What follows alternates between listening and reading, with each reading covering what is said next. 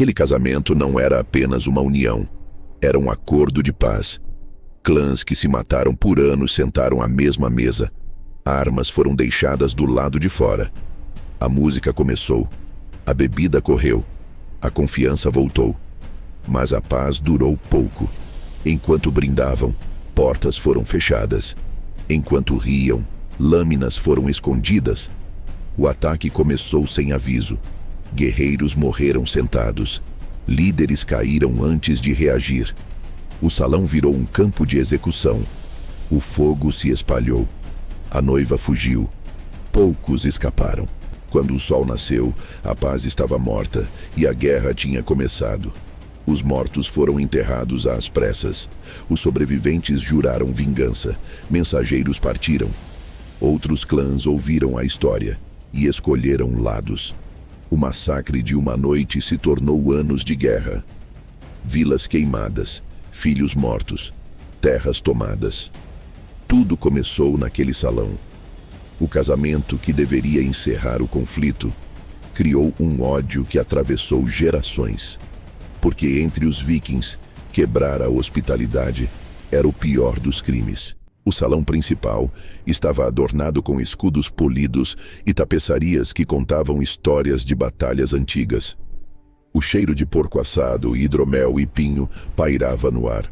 Hoje, dois clãs rivais, o clã da serpente e o clã do lobo, iriam finalmente selar a paz. O casamento entre Alaric, o herdeiro do lobo, e Freya, a filha mais nova do chefe da serpente, era a promessa de um novo amanhecer, o fim de décadas de hostilidades. O pai de Freya, Bjorn Mão de Ferro, um homem cuja face parecia esculpida em granito, observava tudo com um olhar indecifrável. Ao seu lado, seus filhos mais velhos, gêmeos conhecidos pela brutalidade, sorriam, mas seus sorrisos não alcançavam os olhos. Do outro lado do salão, o chefe do clã do lobo, Harold, o velho, erguia seu chifre de bebida, seu rosto enrugado exibindo um otimismo cauteloso. A tensão era uma corda esticada sobre uma fogueira, invisível, mas pronta para arder. Alaric e Freya sentavam-se no centro da mesa de honra. Ele, um jovem guerreiro com a força de um urso, olhava para ela com uma devoção genuína. Freya, com cabelos da cor do sol poente, sentia um misto de esperança e pavor. Ela ansiava pela paz, mas conhecia a natureza de sua própria família. O banquete prosseguia. Risadas ecoavam, canções eram entoadas e, por um momento, a paz parecia real, tangível. Os guerreiros do lobo, confiando na sagrada lei da hospitalidade, haviam deixado a maioria de suas armas do lado de fora. Apenas suas adagas de cinto lhes faziam companhia. Foi um erro fatal. O momento da virada chegou sem aviso. Bjorn Mão de Ferro levantou-se, seu chifre em mãos, como se fosse propor um brinde. Todos se calaram. Ele olhou para Harold, o velho, e um sorriso gélido cortou seu rosto barbado. Por anos, ele começou, sua voz um trovão contido.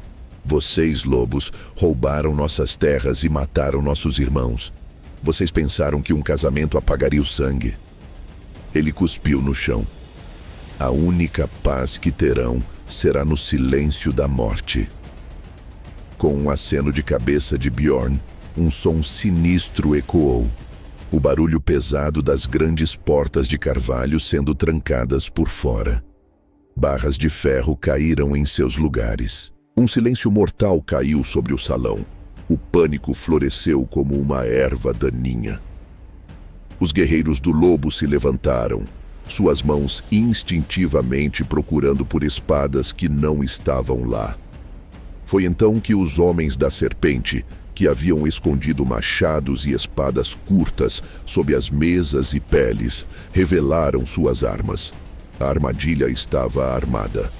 A traição era absoluta. O que se seguiu não foi uma batalha, foi um abate. O salão, que momentos antes era um lugar de celebração, transformou-se numa arena de morte. Os guerreiros do lobo, pegos de surpresa e em menor número, lutaram com a ferocidade desesperada de animais encurralados. Usaram bancos, pratos de madeira e suas adagas contra machados e espadas. Harald, o velho, o chefe do clã do lobo, foi o primeiro a cair, perfurado pelas lanças dos filhos gêmeos de Bjorn. Ele caiu sobre a mesa, o hidromel se misturando ao seu sangue. Alaric, o noivo, gritou em fúria e dor.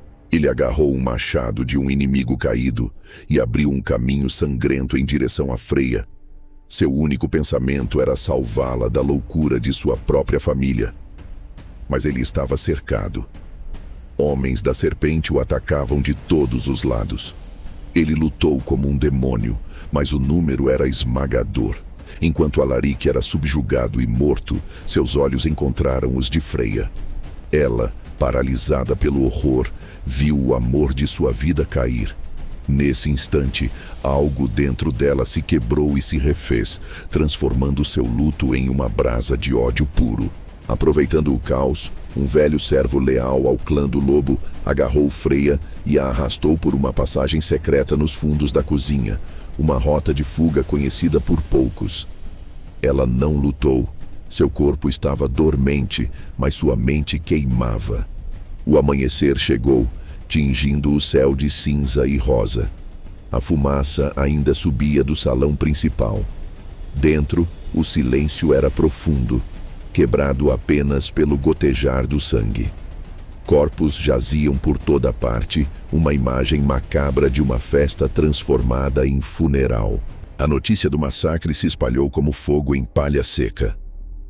Quando os poucos batedores do clã do lobo que haviam ficado de guarda do lado de fora descobriram a carnificina, sua dor se transformou em uma fúria gélida. Os juramentos de vingança foram feitos sobre os corpos ainda quentes de seus irmãos e de seu chefe. Sangue por sangue era o único clamor. Freya, agora refugiada entre os remanescentes do clã de seu falecido marido, tornou-se o símbolo vivo da traição. Ela contou a todos sobre a crueldade de seu pai, sobre a armadilha, sobre a morte de Alaric. Sua voz, antes doce, agora era dura como aço.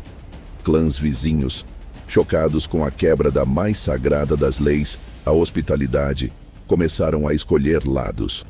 Alguns, por medo ou ganância, aliaram-se à serpente. Outros, por honra e fúria, juntaram-se ao lobo. As terras do norte estavam prestes a mergulhar em uma guerra como nunca vista. O que se seguiu não foi uma única guerra, mas uma espiral de violência que durou por gerações. O conflito se espalhou por décadas, envenenando a terra e as almas. A vingança inicial do clã do lobo foi rápida e brutal. Vilas leais à serpente foram queimadas até o chão, seus habitantes mortos ou escravizados. Mas a serpente retaliou com igual ferocidade. Batalhas eram travadas em campos abertos, em florestas densas e nos fiordes gelados. O ódio tornou-se uma herança, passada de pai para filho. Crianças que nunca conheceram a paz, cresceram aprendendo a odiar um inimigo que mal conheciam. Tudo por causa de um massacre ocorrido antes de nascerem. Famílias foram destruídas dos dois lados. Mães choravam por filhos que nunca voltariam. Pais ensinavam seus filhos a manejar um machado antes mesmo de saberem ler as runas. O motivo original, a disputa por terras, foi esquecido. Agora, a guerra era sobre a própria guerra, um ciclo interminável de retaliação. Freya, que viveu até uma idade avançada, tornou-se uma matriarca sombria, a noiva de sangue, cujo coração de gelo alimentava a chama da vingança. Ela nunca perdoou sua família e nunca deixou que seu novo clã esquecesse. A quebra da hospitalidade, o ato mais vil na sociedade viking, não apenas destruiu dois clãs, mas desestabilizou uma região inteira por quase um século. O legado daquele casamento sangrento foi um rio de sangue que fluiu através das gerações. Um lembrete sombrio de que algumas feridas nunca cicatrizam e que o ódio, uma vez plantado, pode gerar uma floresta de dor e sofrimento. A história do casamento vermelho viking tornou-se uma lenda, um conto de advertência sussurrado ao redor das fogueiras sobre a traição e o preço terrível da vingança.